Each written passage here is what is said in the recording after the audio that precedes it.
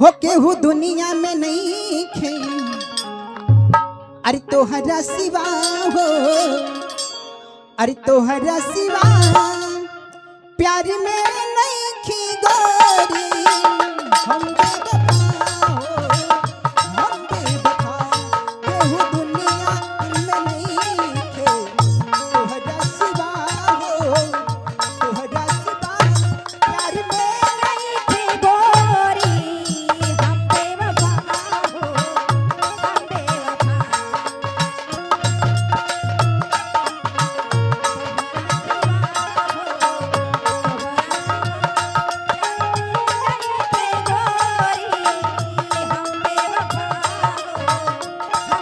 चाहे बतिया तू मानो चाहे मत मानो हो चाहे मत मानो हो प्यार में नहीं थी गोरी हम बेवफा हो हम बेवफा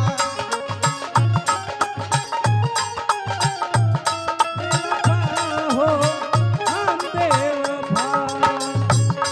लेकिन ये ननका के पापा बोला लड़की की मम्मी हाय छोटू ठंडा वाले कहाँ दुकान वाले छोटू ठंडा वाले हाँ ठंडा हो गए जाके कहेगा कि बड़ी कमाई है सही है ठंडा बेच बेच के बात सही है मलकिनिया। हाँ छोटू दुकान वाले कहीं भी हो तो हमनी से संपर्क करें भाई ये हो जब से तोहरा से अखियाँ मिलने हुई, दिल के धड़कन में तोहरे बसने हुई।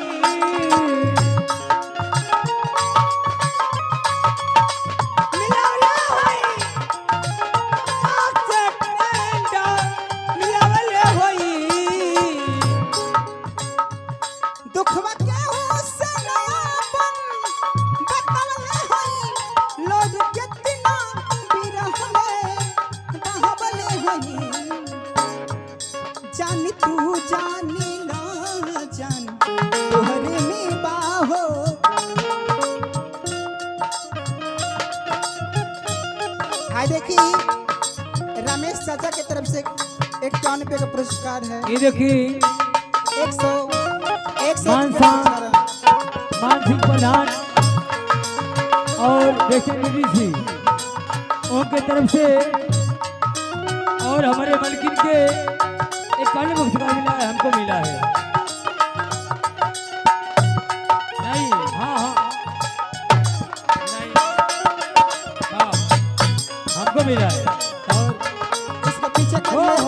हो ला ला ला रे ला ला रे ला रे ला।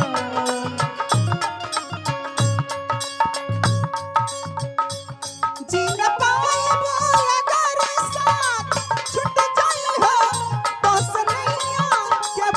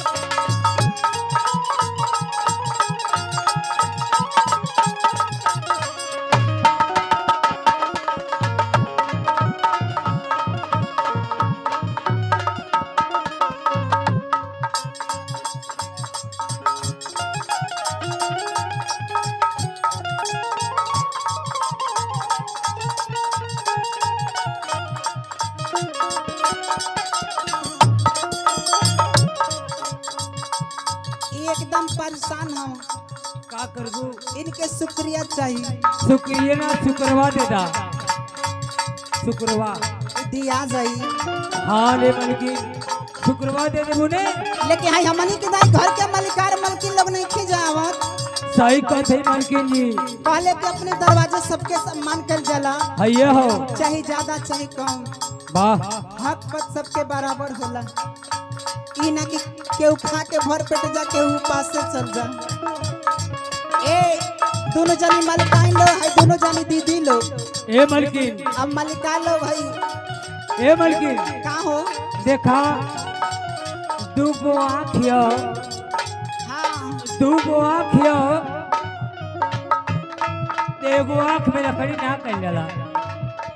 भाई दूगो बहिन द्वारा आइल ले तो पूरा परिवार सब आयल हो मारा अक्षर गुजर से। लाले लाले हो छवा से वाह। चुवे लाल लैया हो। चुए लाले लाले ओ छावा से चुए लाल लैया ओ किरा